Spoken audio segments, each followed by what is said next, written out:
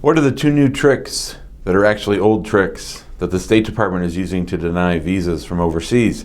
Hi, I'm Jim Hacking, immigration lawyer practicing law throughout the United States out of our office here in St. Louis, Missouri. I wanted to shoot this video to fill you in on some recent activity we've been seeing at various embassies across the world.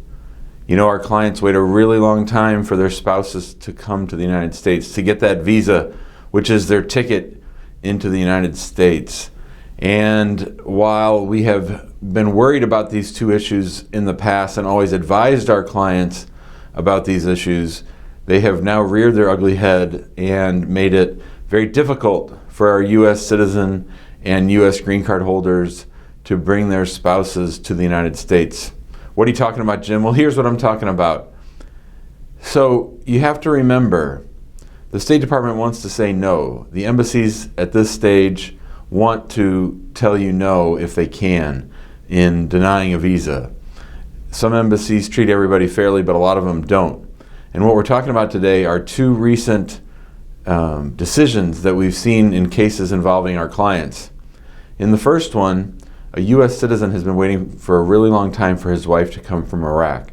Now, this particular family doesn't have a lot of income. The U.S. citizen here in America, he works part-time, he's on disability, and he does not have a substantial income. The foreign national, his wife in Iraq, she doesn't have much education. And so we have done absolutely everything that USCIS and the State Department asks us to do. We've given them every piece of documentation. We've given them an affidavit of support. We've given them a co-sponsor's affidavit of support. We gave them all the other paperwork that she needed to get her visa approved.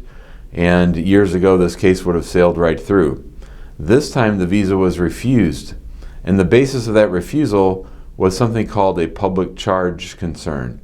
The embassy in Iraq has said that they don't believe that our client, the U.S. citizen, will be able to sponsor his wife, that she will become a public charge. That is, that she will start getting government benefits. Now, we've always been worried about this. We've always advised our clients to prepare for this, but we've never actually had a visa refused.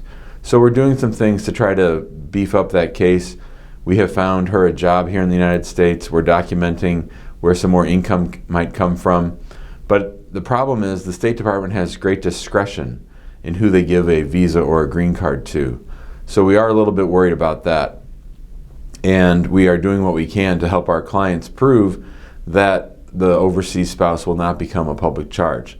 The reason this is important is because you can't appeal from the State Department. You can't challenge it. You can't go into federal court. You can't go anywhere and appeal it. It's just if the embassy says she's going to be a public charge, she's a public charge, and there's nothing you can do about it. So that's pretty upsetting. In the other situation, it's a bit unusual, but we can certainly see why it happened. Now, in this situation, our sponsor is not a U.S. citizen, but rather a green card holder. And this green card holder has been living outside the United States with their spouse while they've been waiting for the case to be approved. So, in fact, the green card holder has spent a whole lot of time outside the United States. And when her husband went to their interview, he was charged with not being able to come because his green card holding wife hadn't established domicile in the United States. Now, domicile means where you reside and intent to remain. And basically, they refused this visa, saying that the wife was not domiciled in the United States, but rather back in their home country. And so the foreign spouse was very surprised to hear this.